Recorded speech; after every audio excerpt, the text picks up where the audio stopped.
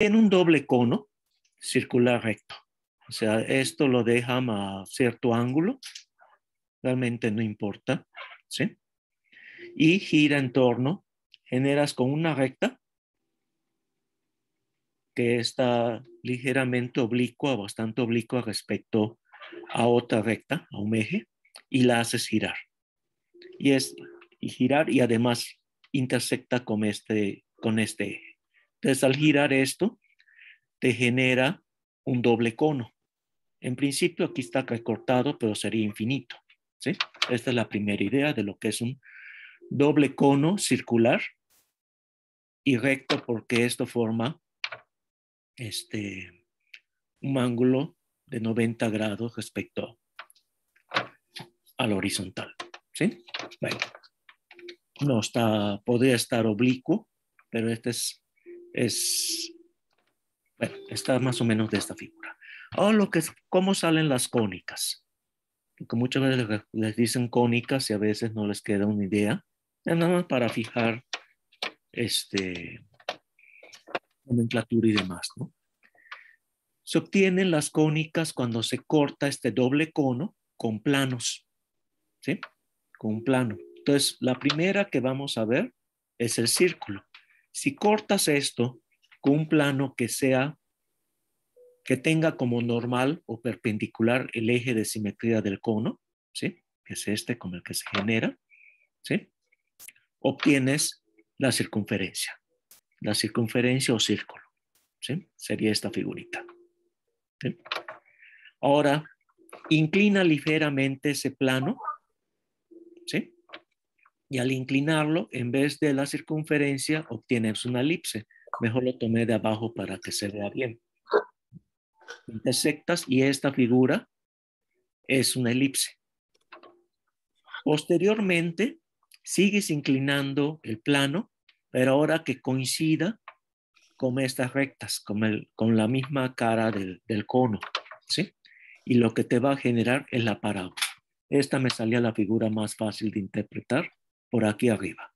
Estamos cortando por un plano que entra por abajo y corta el doble cono, pero solamente estas figuras han cortado el doble cono en el cono superior, ¿sí? Ahora síganme inclinando este plano, y aquí lo puse de hecho vertical, y lo que van a obtener es la hipérbola. Aquí se ven las dos ramas de la hipérbola, ¿sí? Y algo que observan en la hipérbola es que esta tiene asíntotas. Las asíntotas de la hipérbola son precisamente cuando cortas por arriba, ¿sí? Ven bien dándolas. Entonces estas ya son rectas. Es una recta que pasa por acá y otra recta que se ve al hacer el corte, ¿sí? Más o menos de la figura.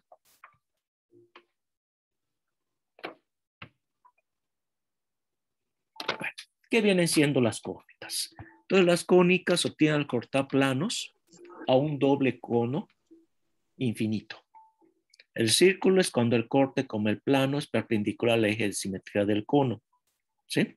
La elipse es cuando giramos o desviamos ligeramente el plano y es un plano inclinado. La parábola es cuando el plano es paralelo a la recta que genera el doble cono y lo corta. Y la hipérbola es con un plano con más inclinación y es la única figura que ya muestra asíntotas, ¿sí? Bueno, voy a dejar de compartir.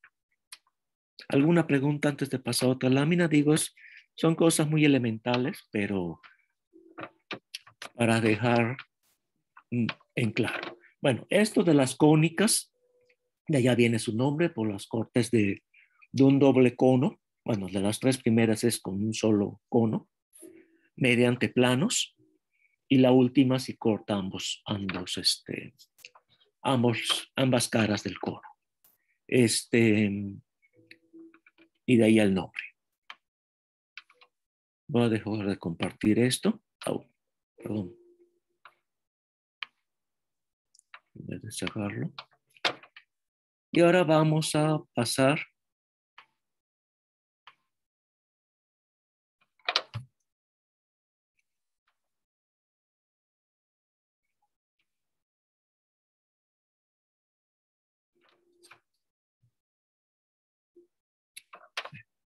Se va con una figurita, pero ni modos.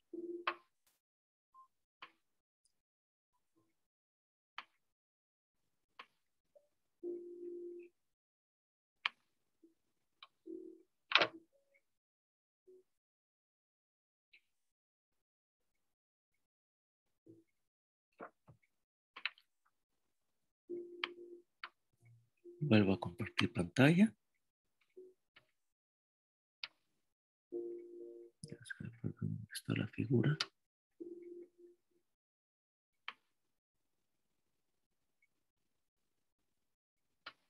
Allá la llevo. Ahora vamos a pasar al círculo. ¿Sí? Bueno, Descartes posteriormente, las cónicas es desde la época de los griegos, pero hasta muchos años ya después, René Descartes en su método que le llamó, que se le conoce ahora actualmente como la geometría analítica, define el círculo. Tenemos que es el lugar geométrico de todos los puntos en un plano que distan una misma distancia de un punto fijo, el cual es el centro. Aquí está la figurita, tenemos el centro aquí fijado en el punto 1,2, ¿sí? Y consideramos todos los puntos cuya distancia a dicho punto es una constante, ¿sí? Utilizamos geometría analítica. Si dicen que todos los puntos, dado P, el punto con coordenadas X, Y, en R2, entonces nosotros sabemos de lo que vieron de cálculo de varias variables 1, que la distancia entre el punto P y el punto C, que es el centro, se toma como la diferencia de los puntos ya visto como vectores, y a esto le sacas la norma. Haciendo las cuentas, como P no es fijo, no lo conocemos, son coordenadas X, y denotamos las coordenadas de C, que sí es un punto fijo, como C1 y C2. Hacemos las cuentas de hacer la diferencia, hacemos la diferencia de estos dos vectores, ¿sí? Le sacamos la norma euclidiana y nos dice que toda la distancia son todos los puntos P con coordenadas X, Y en el plano, cuya distancia al centro es fija. Ese es el que llamamos radio. Despejamos de acá y obtenemos la ecuación cartesiana del plano, del círculo, ¿sí? Nada más elevan ambos lados al cuadrado y automáticamente ya tienen la ecuación del círculo, ¿sí? Para fijar un poco las ideas. Bien, ya es una versión que lo que hizo René Descartes, identificar los puntos con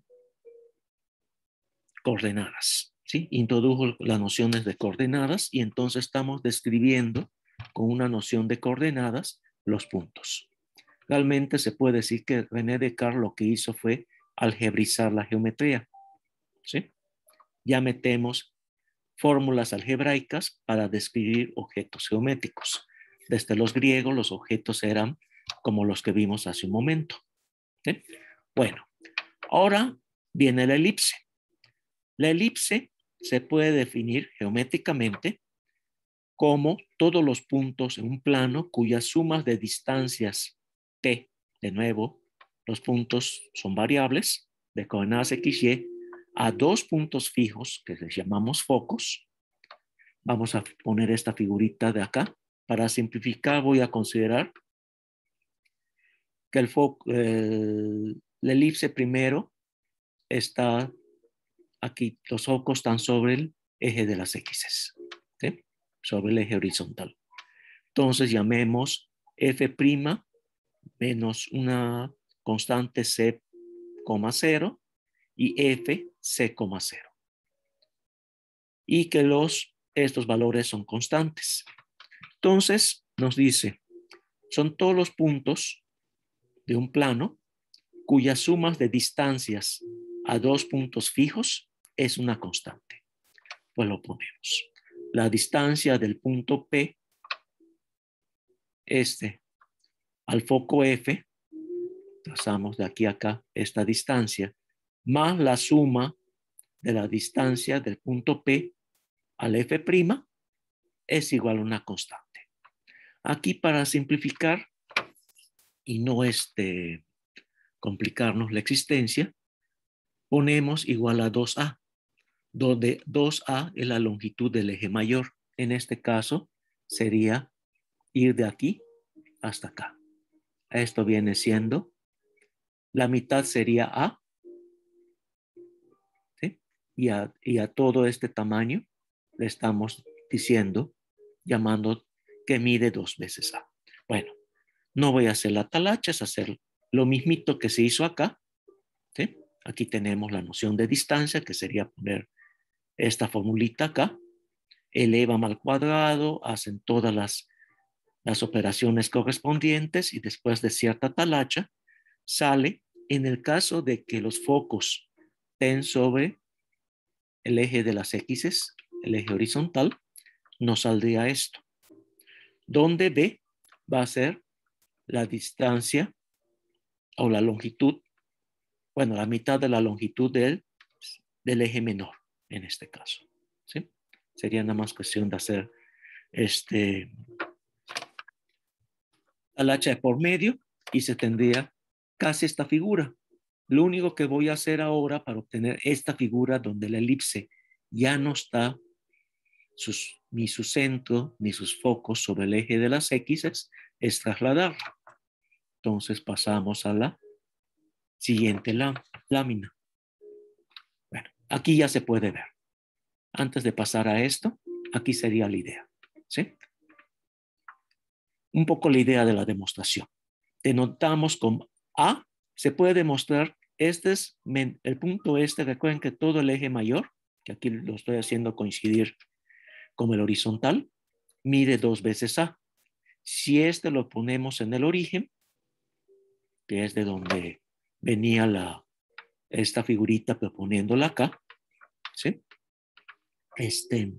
Todo este cacho, del punto A' hasta el 0 vale A, del 0 al punto A vale A también, minúscula, y se puede demostrar, no lo vamos a ver, que la distancia de este punto F del foco al punto B, el B tiene las coordenadas del eje, es el eje menor, que es 2 veces B, de allá sale esta B. Este es también igual que A, es utilizar simplemente geometría, ¿sí? Y sale la distancia del foco, que le estamos llamando C. Haciendo las cuentas, noten que aquí sale un triángulo rectángulo, ¿sí? Entonces tenemos la distancia del punto A' al A, que es el eje mayor, es 2 veces A minúscula. La distancia del punto B' al B es 2 veces B, ¿sí? Si elevamos al cuadrado, aquí tenemos este triángulo rectángulo. Por Pitágoras, la suma de los cuadrados de los catetos es igual al cuadrado de la hipotenusa, por Pitágoras. Y de allá, haciendo las cuentas pertinentes, metiendo ya los valores de A, B, como se están dando acá, ¿sí? Y poniendo el punto P, que sus coordenadas son X, Y, arbitrarias, bueno, se llegaría a la fórmula. Bueno, por cosas muy interesantes, pregunta para el público. ¿Alguno de ustedes ha jugado billar? Sí, sí. Ya salieron los billaristas. Bien. Bueno, los matemáticos nos gustan mucho las cosas geométricas. Entonces, algo muy interesante que les puse acá es lo que sería un billar elíptico, ¿sí? El billar es una tabla rectangular, ¿sí? Y le golpean la bola y tratas de ver pegar la otra bola. Pero hay algo interesante si en vez de que tu mesa de billar fuera rectangular, sea una mesa elíptica.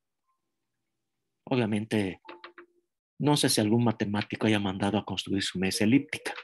Bueno, algo interesante pasa en la bola de billar. Si tiene la bola de billar aquí en el foco y le pegan, digamos que pegara aquí al punto B, va a rebotar y va a pasar por el otro foco. ¿Sí? Aquí va a chocar y cuando choque va a rebotar y se va a ir hacia el otro foco. Vuelve a chocar acá y se va al otro foco. Y así indefinidamente. ¿Sí? Es una cosa interesante. Siempre vamos a pasar por el foco. ¿Sí? Bueno, es una curiosidad nada más matemática y hay colegas que se dedican a estar viendo billares, donde el billar precisamente es tener aquí una figura que sea el contorno de lo que es la mesa del billar, y la pregunta es, si tiras la bola, ¿qué propiedades va a tener? Y empiezan a surgir cosas muy raras en cuanto dejas de tener, ¿cómo se llama? O sea, si pasas por el foco, olvídate, jamás vas a poder, si pusiste ¿cómo se llama donde cae la bola? ¿Buchaca? Sí, buchaca. Ah, ya, no se me olvidó. Bueno, si le pasas, pues nunca va a terminar el juego. Claro, estamos aquí en una versión, ¿cómo se puede decir? Idealista de un billar que una vez que le pegas jamás va a detenerse, ¿no? Que no hay fricción. Obviamente la bola va a terminar deteniendo. Si quieres darle a la buchaca que la pongas en algún lado, digamos en estos puntos, pues tendrías que pegarle de manera que no pase por el foco. Porque si pasa por el foco, olvídate, nunca va a entrar. ¿Sí? Bueno, después de esto, ¿alguna pregunta antes que yo me cambie de los billares? Bueno, es una curiosidad que eso lo vamos a ver ligado con las parábolas. ¿Sí? ¿Alguna preguntita? Aquí nada más es un esbozo de cómo se obtendría la fórmula. ¿Sí? Utilizas Pitágoras, desarrollas esto y algo de talacha por medio y llegas a la ecuación que vimos anteriormente, que sería esta. ¿Sí? Pues no es un curso de geometría analítica, es nada más para fijar algunas ideas de cómo se deduciría la fórmula, y la fórmula general pues nada más haces un desplazamiento. Bueno, pasamos a las parábolas. Las elipses y las circunferencias son curvas cerradas, a diferencia de las parábolas y las hipérbolas, que ya son curvas abiertas. Bueno, pasamos a las parábolas. Hay una forma de definirla. Te da un punto que es un foco y una recta fija que le llaman directriz, y se puede definir la parábola. Pero también se puede definirse una parábola como una elipse que mandes un foco al infinito. Hagan de cuenta, tenemos esta elipse, pero este foco lo empiezas a lanzar más para allá, más para allá, más para allá, etcétera, hasta que ulteriormente este valor de C vale más infinito. Algo que va a pasar interesante, y es una de las propiedades de la parábola que le hereda de la elipse. Se puede decir que una parábola es lo mismo que una elipse, pero de un foco lo mandaste al infinito. Casi como algunos hacen con los que estén casados, quieren hacer con su suegra o su suegro. ¿Sí? Los mandan al infinito ya, muy, muy lejos. Bueno, si no se llevan bien, ¿no? Que esta propiedad que vimos de los billares, que si pasas por el foco va a rebotar y se va a ir al otro foco, ¿qué va a suceder? Se sigue heredando. Aunque haga la elipse muy, muy grande y este foco hagas el valor de C enormemente grande, siempre si haces pasar este rayo que cruza por un foco, va a rebotar y se va a ir siempre al otro foco, independientemente cómo le hagas. ¿Sí? Pero los focos se fue al infinito. Entonces, como han jugado ustedes con una linterna, pongan una linterna contra una pared, imagínensela, ¿sí? Y te da la figurita que te daría la luz sería una circunferencia. Si lo desvías ligeramente, digamos, hacia arriba, se va formando como una especie de elipse. Es una elipse, ¿sí? Pero ahora sigue virándola y considera que la pared en donde estás proyectando el haz de luz de la linterna es muy alto, ¿sí? Llega un momento que la linterna la viras tanto que la simetría o el eje de simetría de la linterna coincide con el plano en el cual estás proyectando. Y en ese momento, aunque te toque que parte de la luz de la linterna pegue en la pared esta, el foco ya lo mandaste infinito. Entonces es como generas una parábola, ¿sí? Y vamos a aprovechar las propiedades de billares. Bueno,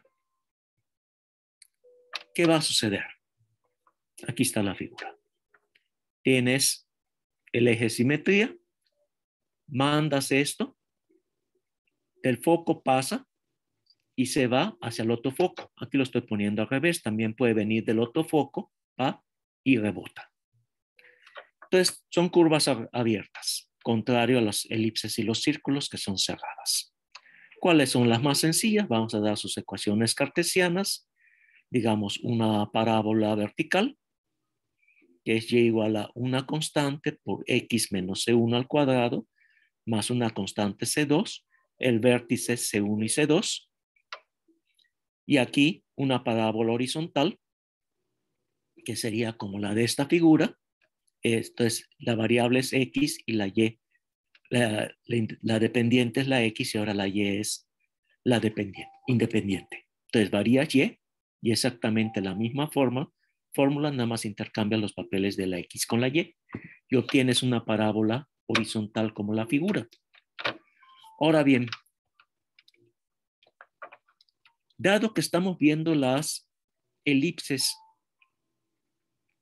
vistas ya las parábolas como elipses, que uno de sus focos se va al infinito, herédame esta propiedad del billar. Si tienes que un haz de luz viene de forma paralelo al eje de simetría, este de acá, de esta parábola, va a chocar con la parábola y se va a ir directamente al foco. Y viceversa.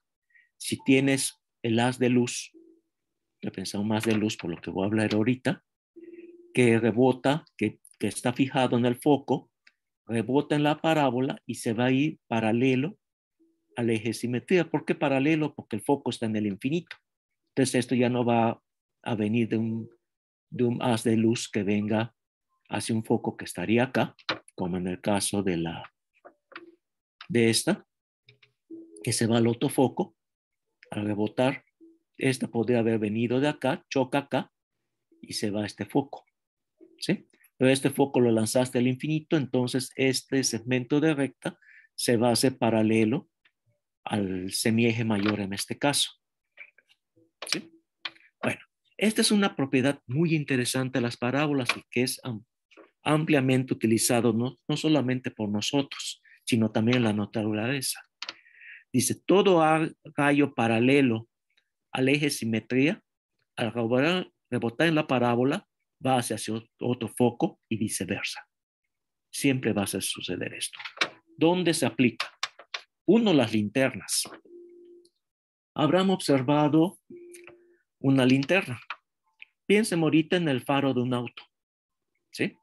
Si tú tuvieras un foco nada más, pues te daría una luz, pero que se abre toda. Entonces, esta propiedad de tener el faro de un auto, que está el foquito literalmente en el foco, ahora de un paraboloide, cuando sale el haz de luz, choca y los condensa un haz de luz, que son todos paralelos y por eso parece que da más luz, porque todo lo que se iba a desviar iba a irse para este lado. Claro, parte se absorbe por el material, porque no hay un material que sea totalmente reflejante, pero la parte que se salga se va a ir para allá. De los telescopios, si han usado algún binocular o un telescopio, pues conocen algunos telescopios, pero no son los únicos telescopios. También hay telescopios que se llaman catadiópticos, que tienen un espejo parabólico y en el cual las figuras, quieres ver algo, rebota y todo lo que rebota se va hacia el foco y aquí nomás pones un sensor para luego sacarlo y verlo con otro lente para verlo acá. Y es una manera de ampliar imágenes. Los telescopios catadiópticos son menos pesados que los normales o los que más conocen, pero son mucho más grandes, son más voluminosos, pero son muy ligeros, porque lo único que tienen es aquí para proteger el lente, un paraboloide, ¿sí? Pintado de plateado, ¿sí? Y aquí en el centro le metes algo para que condense y sacas la imagen para verla por acá. Ahora, con base en esto, y ahorita ya no se utilizan tanto. Bueno, algunas antenas sí las hay de algunos servicios de telefonía e internet y demás, pero de antes era bastante común, yo creo que a ustedes les habrá tocado, que en los techos de las casas había muchas antenas de microondas. Bueno, aquí ya no los voy a poder engañar, pero si ustedes le llegara a un vendedor diciéndoles que les quiere vender una antena hiperbólica, noten que una antena hiperbólica suena más padre que una parabólica.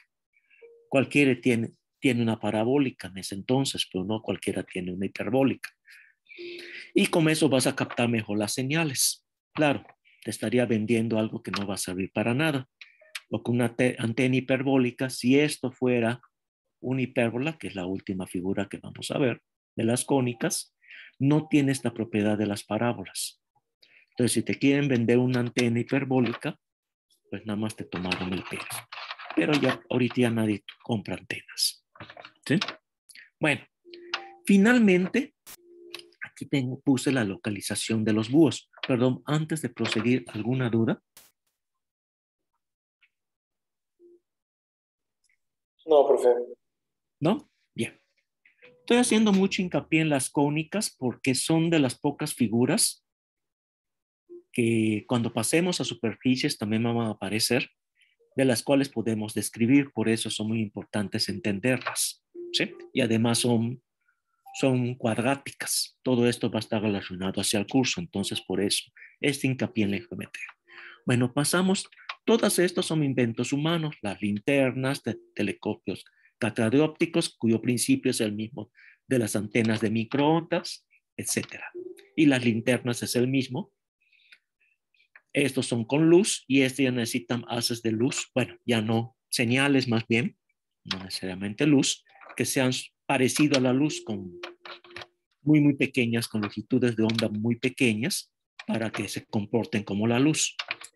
Luego pasamos a la localización de los búhos. Búhos, lechuzas y demás animales, todos ustedes saben que son nocturnos. Pregunta, ¿saben por qué tienen la cara plana? A diferencia de las demás aves. Para que no pueda reflectar la luz. Cerca. Bueno, una vez traten de hallarlo, vi un documental en la televisión, de seguro aparece algunos en YouTube, si ponen localización de búhos o bien lo traducen al inglés. ¿Sí? No me acuerdo cómo se llama búho, se me olvidó ahorita en inglés. Bueno, y lo que me llamó la atención de ese documental es, ponen una lechuza, un búho, en un cuarto grande, ¿sí? Y apagan las luces en total oscuridad, ¿sí? Ahora sueltan una presa, un pobre ratón, ¿sí? Los búhos son conocidos porque tienen los ojos muy grandotes, ¿sí? Ahorita voy a hablar, aunque no es de matemáticas, nada más un poco por curiosidad, ¿no? Soltaron al ratoncito en medio, estaba ya debajo de una caja, de momento abren la compuerta, sale el ratón y el búho, con el menor ruido que hizo el ratón y con una pequeña diferencia de unos cuantos centímetros en total oscuridad, y los búhos no tienen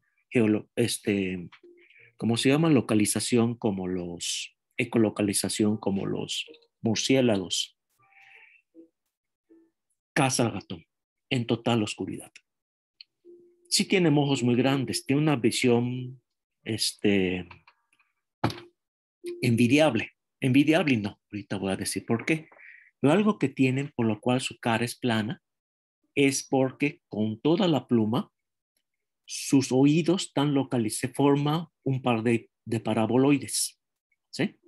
Y sus oídos están precisamente localizados. Notarán que las aves no tienen orejas, tienen oídos, pero sus orejas realmente es su plumaje, ¿sí? Los loros tienen sus cachetes y eso les sirve para que rebote el sonido y se vaya a sus oídos. También tienen muy buena escucha los loros y casi todas las aves, pero los búhos y lechuzas en particular tienen toda la cara plana y sus oídos quedan precisamente en el foco de su plumaje, ambos oídos. Al ser estereoscópicos, con una diferencia muy pequeña y en el momento que el ratón chilló porque le cayó algo cerca, porque el búho falló, estaba en total oscuridad, falló como por unos 30 centímetros o menos de un metro, pero hace otro ruidito el ratón y se lo atrapa y se lo come. No podía ver, pero sí podía oír. Entonces el búho está utilizando la localización de sus presas solamente ¿cómo se llama? Por el sonido, ¿sí? Ahora, regresando siempre, que no es, más bien es de evolución de los animales, ya más bien es de biología. ¿Sabían que los búhos, perdón, no pueden virar los ojos? No giran sus ojos, ¿sí? Son fijos. Entonces los búhos para ver tienen que virar toda la cabeza. Son tan grandes sus ojos que las cuencas son fijas, ¿sí? Tienen una visión, obviamente captan niveles de radiación de luz muy pequeña y tiene una visión mucho mejor que nosotros. Pero no, y además, aunque no viran 360 los grados, las aves tienen más vértebras, perdón, en el cuello, de manera que pueden virar su cabeza mucho más que nosotros. Entonces, lo que permite a los búhos, que aunque tengan los ojos fijos y sin poder mirar hacia los lados, virar toda su cabeza para ver. Entonces, si tienen muy buena visión, pero no pueden ver en total oscuridad y no tienen localización, a menos que el animal que emite ruido, pues ellos lo detecten y están aprovechando la parábola, etcétera. ¿Alguna pregunta?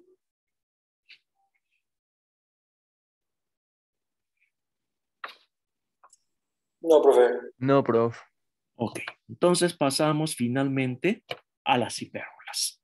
Son las últimas, son las otras dos, digamos, curvas abiertas, también, pero estas sí son los Géminis de las cónicas.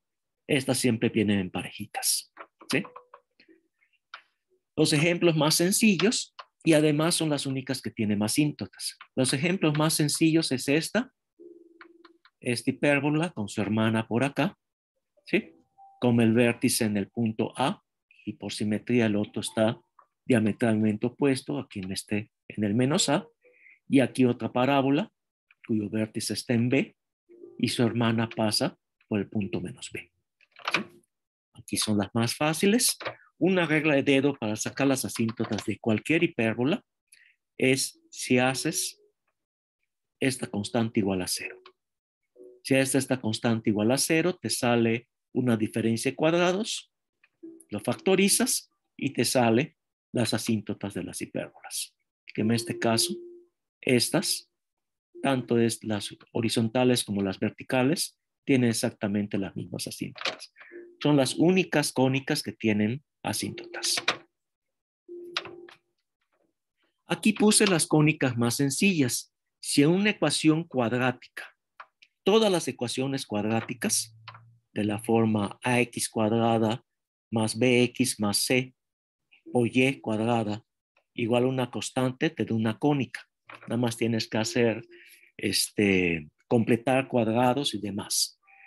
Pero si en una cónica aparece una expresión de la forma una constante multiplicando XY, noten que en todas las cónicas que vimos, aparecen X cuadrada y Y cuadrada, ¿sí? X cuadrada y Y cuadrada para las parábolas. En las elipses son también X cuadrada y Y cuadrada, y en las circunferencias también X cuadrada y Y cuadrada. Bueno, si te aparece términos donde la XY esté multiplicando, es porque las cónicas están rotadas. ¿Sí? En el momento que aparezca una constante donde aparezca multiplicando las dos variables, y el ejemplo más sencillo es esta, x por y igual a 1. Esta es también una cuadrática, sumas los exponentes, te da 2. Y esta es la que se conoce como hipérbola equilátera. Si despejas la y, te queda esta muy conocida fórmula, que es la que te da el inverso multiplicativo de cualquier número. Si das x, su inverso multiplicativo es 1 entre x o x a la menos 1 y te da y. Y el único que no tiene inverso multiplicativo, pues es el 0. Sería una hipérbola equilátera, ¿sí? Y la figurita, en ese caso, si miras esto, en los ejes de simetría o las asintos serían los mismos ejes. Igualas de nuevo esto a 0 y te queda que si x por y da 0 es que o x es 0 o y es 0. Y en ese caso te diría que los ejes son las asíntotas y la hipérbola tendría esta forma, ¿no? Vendría por acá y de aquí su hermana. Esa sería la hipérbola equilátera y significa que rotó. Todas estas figuritas no están rotadas. Bueno. ¿Alguna pregunta? Sí, puede mostrar esta diapositiva tantito. Perdón, ya me había salido. A ver, hice una pregunta. Voy a tener que captarlas otra vez. Espérenme tantito.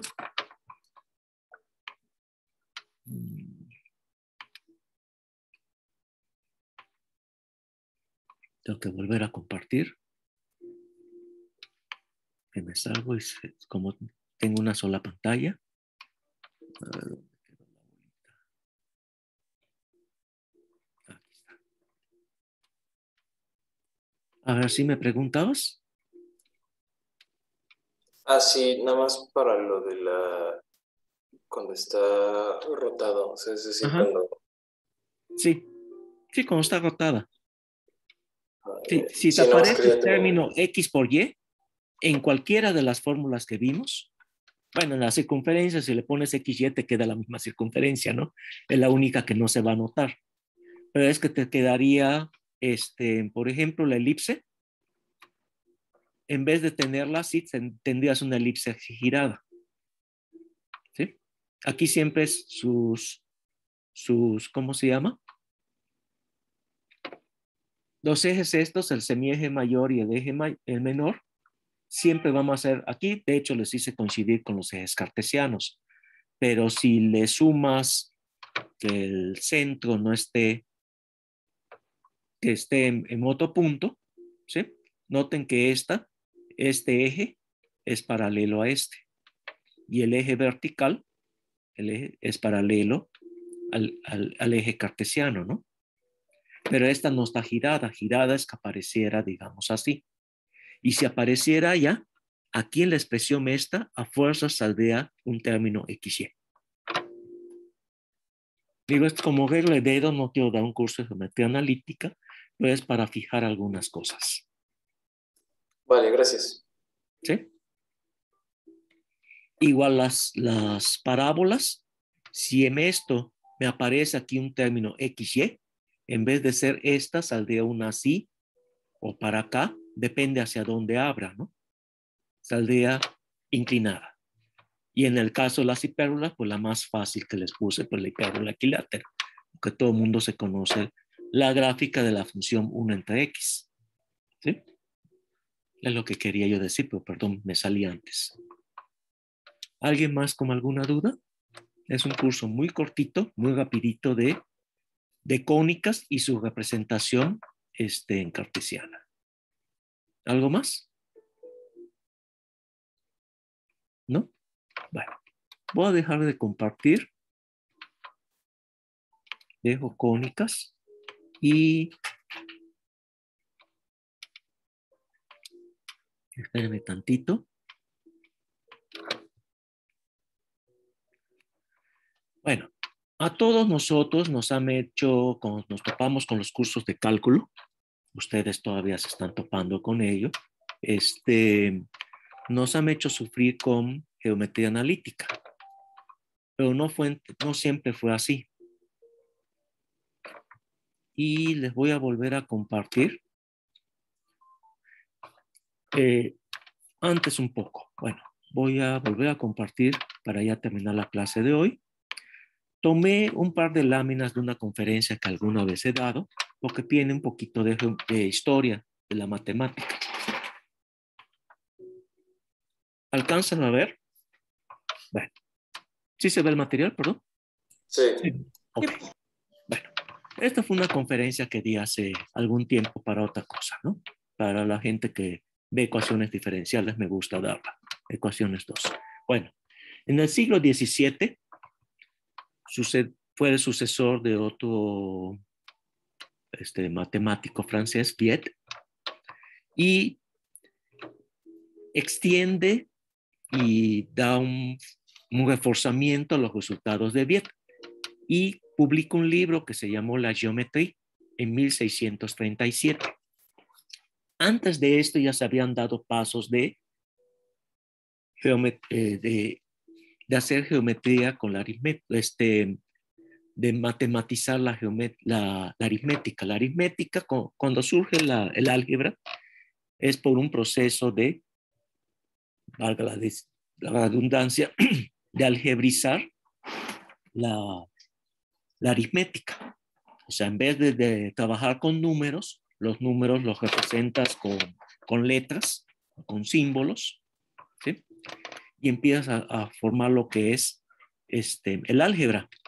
Lo que hizo René Descartes en su libro La Géométrie fue algebrizar la geometría, un paso al revés, ¿sí? O sea, tienes objetos geométricos, que es lo que vimos ahorita con las cónicas, y él algebriza y funda lo que conocemos como la geometría analítica, ¿sí?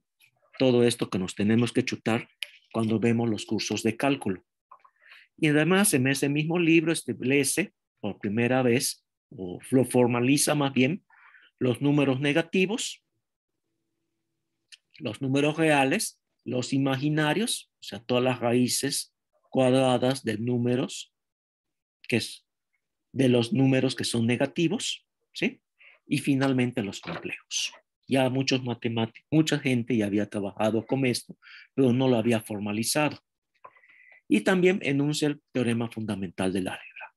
Esto no lo demostró, se debe a Gauss, que se conoce como el príncipe de las matemáticas, y se fue su tesis doctoral, pero Gauss, su tesis doctoral es de si no me falla la memoria, 1799, un poquito antes de que empezara el siglo XIX, perdón. ¿Sí? Teorema fundamental del álgebra simplemente te dice que cualquier polinomio con coeficientes complejos tiene sus raíces en los complejos. No era un resultado trivial, fue la tesis de Gauss. Bueno, pero hasta resolviendo ecuaciones como los polinomios, pues no le interesó y tardó más años. Bueno, platiquemos lo que hizo Newton. Antes de pasar a Newton, René Descartes tenía un ego muy grande y prácticamente decía, cualquier problema se puede resolver con mi método, el método de la geometría analítica que él fundó, ¿sí? Bueno, y además René Descartes era francés, ¿sí? Newton, noten, este es de 1637 y Newton saca el Principia de filosofía natural en 1687, 50 años después. Varias cosas. Ustedes recordarán de la historia que ingleses y franceses, como tienen nada más el mar de por medio, por momentos han sido cuates y por otros momentos ha habido guerras muy cruentas entre ellos. Bueno, Newton evitó toda la geometría analítica de René Descartes, ¿sí? O sea, no le gustó ¿por qué iba a utilizar un método que era inventado por un francés? Y además Newton tenía un ego tan grande como el de René Descartes. Entonces chocaron inmediatamente. Aunque claro, lo saca 50 años después, creo que todavía seguía vivo René Descartes, pero pues como que no se agradaba mucho. Y utilizó, en la clase he notado que hay varios compañeros que van para física, o simplemente los matemáticos o cualquiera. ¿Algunos de ustedes han agarrado el libro Los Principios de Newton? De curiosidad. Sí. ¿Sí? Notarán que para nada utiliza geometría analítica. Lo que utiliza es la geometría vieja, la geometría de Euclides, o sea, la de las cónicas. Tal como vimos las cónicas, es la geometría que va a utilizar Newton. Nunca utilizó geometría analítica. Cosa contraria como pasa ahora, que para chutarte un curso de cálculo, te hacen sufrir con geometría analítica. Bueno, ¿qué más hizo? Bueno, el principio de filosofía natural, pues es básicamente la base o la formalización de todo lo que es la física newtoniana, que estuvo vigente, bueno, sigue vigente, ¿no? Hasta la entrada de la física relativista, ¿sí? de Einstein. Bueno, problemas de polinomios y sus raíces, sí hizo algunos, aunque no le interesaba mucho la geometría analítica, sí trabajó con polinomios. Hay conexiones de raíces con los coeficientes que ya llevaron métodos numéricos. Hay un método de Newton para ya raíces de polinomios, ver simetrías, cotas sobre dónde andan las raíces de los polinomios, etc. Y hay una parte del libro del Principio de Filosofía Natural de Newton, en el cual argumenta que el área de un círculo no está dado por una ecuación algebraica de ningún grado. Tienen una circunferencia, un círculo, consideran su interior, ¿sí? Y trata de calcular el área. Y dijo que dicha área, y por tanto el número pi, tanto socorrido en matemáticas, no puede expresarse en términos de un número finito de raíces, ni cuadráticas, ni cúbicas, etc. En última instancia, nos dice que pi no es raíz de un polinomio con coeficientes enteros, ¿sí? O como matemáticamente se dice, alguien le puso el nombre, un nombre muy raro que aparece hasta esotérico, que pi es un número trascendental. La prueba que da Newton es una prueba muy bella, los que tengan acceso al principio. Luego les puedo pasar en qué página está. Pero qué página tendría que decir dónde. Bueno, igual que si alguno de ustedes de pura chiripa se han topado con los elementos de Euclides, habla de hipótesis, luego mete teoremas, escolios, colorarios, toda esta jerga. De ese mismo tipo, si ven los elementos de Euclides y agarran el principio de Newton, darán cuenta que se copió tal como están los elementos de Euclides, con tal de evitar la geometría analítica, ¿sí? Y en esto está probando que pi es trascendental, ¿sí? Con un argumento meramente geométrico. Es muy bello. Bueno, si te gustan las matemáticas. Bueno, y el problema de resolver polinomios, pues como era un problema algebraico, dijo Newton que le valía sorbete, ¿sí? Simplemente no lo trató. Bueno, finalmente, ¿alguna preguntita que quieran hacer de esto? No, profe. ¿No? No. Bueno, finalmente vamos a hacer una pequeña distinción entre lo que es un punto y un vector. Es una diferencia muy sutil, pero es importante. Es muy sutil porque dado un punto, si consideran un espacio euclidiano, ¿sí? Dado un punto siempre puedes considerar un vector y viceversa. Podemos decir que no es lo mismo, pero que son lo mismo, pero no es igual, ¿sí?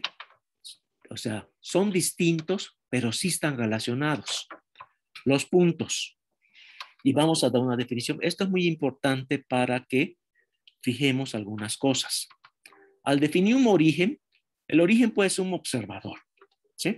Nos paramos y nuestro punto de coordenadas es el origen, es el 0.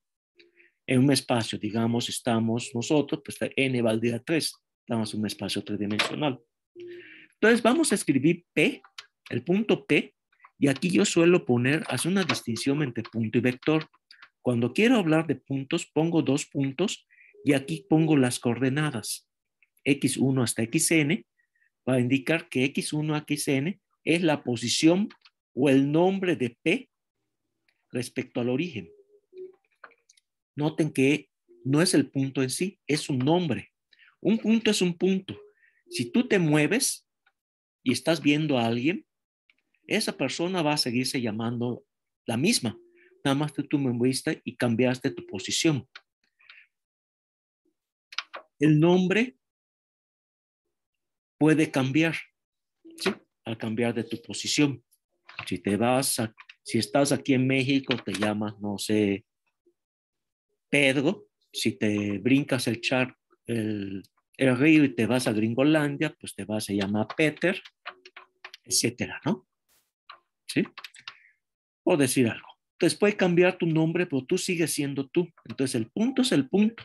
Pero al cambiar tu posición, de dónde se te estás viendo, puede cambiar tu nombre, en cierto sentido.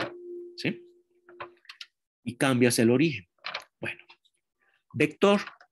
Vectores, dado también un origen, escribimos V, pero en vez de poner 2 puntos para decir, este es el nombre del punto en este sistema de coordenadas, si cambias de sistema de coordenadas, cambia el nombre, pero el punto sigue siendo el mismo porque moviste la posición. A diferencia de un vector, el vector es igual a esta eneada. ¿Sí? Ponemos aquí igual y le ponemos flechita.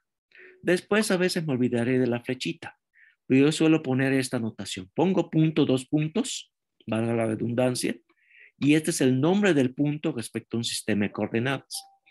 Y aquí cuando pongo V, a veces lo dejo ya después con minúscula y ya no le pongo la flechita y nada más pongo igual. Entonces, notemos lo que acabo de decir. Los puntos son los mismos si cambiamos el origen, solo cambia su nombre. Aquí ya puse Juan, John, Jan, etcétera, ¿no? En cambio, los vectores sí cambian. Los vectores son como flechas y los puntos son las puntas de dichas flechas. Entonces, sí hay una relación biunívoca entre punto y vector, pero no es lo mismo. Cosas que se puede decir. Podemos hablar de distancia entre puntos, pero no entre vectores. Todos los vectores están anclados en el origen. Si aquí fijamos un origen, el vector va a ser la flechita que va del origen a el punto. El punto es la cabeza o la punta de flecha del vector. ¿Sí? Entonces, realmente hablar de distancia de vectores es idiota, porque todos los vectores están anclados en el origen. ¿Sí? Entonces, la distancia entre un vector es 0. Tú puedes hablar de distancia entre puntos, pero no de vectores. Y los vectores sí pueden ser paralelos o perpendiculares. Los puntos, pues es un punto. No puedes hablar que 2 puntos sean paralelos o perpendiculares. Entonces, cuando hablabas de paralelismo o perpendicularidad, estás pensando en vectores. Cuando hablas de distancia, estás pensando en puntos. ¿Sí? Como hay una correspondencia, siempre puedes verlos de ambos enfoques. Y tú vas a cambiar instintivamente de uno a otro, pensando cuando es punto o cuando es vector, pero no lo denotas. Yo sí hago el énfasis. ¿Sí? Nada más para precisar. Bueno, ¿alguna pregunta de esto último? ¿No? Bueno, entonces dejo de compartir. Creo que sería hasta hoy lo de la clase. Mis clases suelen ser cortas. Como comenté, cuando nos vimos el lunes, en alguna ocasión en los comentarios algún alumno criticaba que yo no daba toda la clase. Pero tengan en cuenta que no tienen que escribir. Todo esto que les puse, si lo hubiera yo puesto en pizarrón, ya serían las 2 clases. Aquí no hay que escribir nada. Ya está. Al rato subo a la plataforma de Edmodo todas las láminas. El video de Zoom ocupa demasiada memoria. Entonces, lo subo, este video lo subo en Google Drive. ¿Sí? Entonces, les voy a pasar las ligas al ratito. De modo que no se haya inscrito, inscríbase para poder. Y una ventaja, me mandan ustedes un mensaje o cuando ustedes ahorita solicitan inscribirse a Edmodo, inmediatamente les doy de alta. ¿Sí? Y una vez entrando, todas estas láminas que les presenté van a estar allá. Con esa ventaja que pueden pasar toda la clase a su celular. Son imágenes JPG y lo pueden bajar tranquilamente a sus celulares. También esto le puse voz y en pequeños videos, porque nada más serían las láminas, ¿no? Sin explicación. Y hice pequeños videoclips que no ocupan mucha memoria y también van a estar en Edmodo, ¿sí? Entonces, Edmodo pueden tener todo el curso de lo que yo estoy dando en láminas y los ejercicios también que yo haga en láminas los voy a ir subiendo de Edmodo, pero no los videos porque si no, Edmodo creo que nada más tengo, creo que 10 gigas o algo así, o 5 gigas de memoria, entonces muy fácilmente se llena. Y en Google Drive son 15, ¿sí? Entonces allá normalmente doy clases y luego borro los videos con un tiempo. Todos los videos allá quedan en Google Drive. Entonces al rato les paso la liga. Ya se las pasé de hecho, ¿no? De Google Drive. En correos. Y por mi parte es todo para el día de hoy. Nos vemos mañana. ¿Algún comentario, sugerencia, duda? Profe, una pregunta. A ver, adelante. Dijo que iba a subir también láminas y videoclips de usted dando temas, ¿verdad? Sí, esto a Edmodo. Allá lo voy a subir. Ah, ok. Ya Sí, lo entendí. Edmodo tiene una gran ventaja. Lo tienes en tu celular. Pueden bajar la aplicación. En tu celular consumes muy poquitos datos y puedes leer la clase. Todas las láminas van a estar en Edmodo. Y también como veamos sesiones de ejercicios, las vamos a también tener en Edmodo. Y además pequeños videoclips donde les puse voz. ¿Sí? Que procuro yo hacerlo muy tempranito antes que pasen los de la basura o el de que se vende o los tamales o demás, porque ya me echó a perder el videoclip. ¿Sí? Entonces muy temprano, las láminas ya están y el videoclip lo hago al tempranito para que no me echen a perder el video, sino tengo que volverlo a realizar. Entonces todo el curso lo vamos a tener en el celular. Esa es una gran ventaja. Y cuando ustedes quieran hacer algún comentario, escriben el comentario y toda la clase se entera. Si quieren un día extra para tener una clase para asesoría, etcétera, o cualquier observación, ¿sí? Inmediatamente llega a mi celular y les llega a los celulares de todos los del grupo. Entonces nos sirve como una especie de Facebook para tener comunicación, porque es inmediata, enseguida el celular pita y te dice ya te llegó un mensaje. Y en Google Drive, allá subí el libro con la versión pirata que me conseguí, ocupa casi 50 megas, que es muchísimo, pero pues es el único que conseguí. Si ustedes llegan a hallar un libro, me voy a pasar principalmente en el Mars de mi tumba, pero ya también subí otro, que en curso anterior un alumno me lo localizó y nos los compartió y pues aprovecho y también lo subo. Allá sí Google Drive hay más información, sino pues con solo el libro de Marsden ya se lleno Edmodo. Entonces tenemos Google Drive para subir los videos y los libros, o sea, el material más pesado y todas las clases y los videoclips y tener la comunicación muy rápida, son vía Edmodo. Los exámenes posteriormente los vamos a tener en otra plataforma que se llama Grayscope, porque tiene una ventaja que calificamos normalmente al ayudante en un servidor y podemos calificar por preguntas. Entonces no hay sesgo de que te hagas una pregunta y ves todas las respuestas de todos. Entonces nada más te vas calificando por pregunta. Y a diferencia con uno que trabajaba en papel, que dices, no, ¿qué le puse comentario a fulanito? Y te vas a localizar el examen y cuál examen era. Aquí nada más te retrocedes y ves lo que hiciste. Entonces, o la riegas o todos salen bien. ¿Sí? Es un poco como va a ir la dinámica. ¿Alguna pregunta más? No, profe. ¿No? No, profe. Ok. Pues muchas gracias a todos. Buenos días. Les queda un ratito para irse a echar un café o pasar al baño para la siguiente clase. Bueno, muchas gracias. Al ratito les mando un correo indicando que ya subí el material. Buenos días. Gracias, profe. Hasta luego, profe. Buen día. Muchas gracias. Hasta luego. Buen día. Gracias. Hasta luego.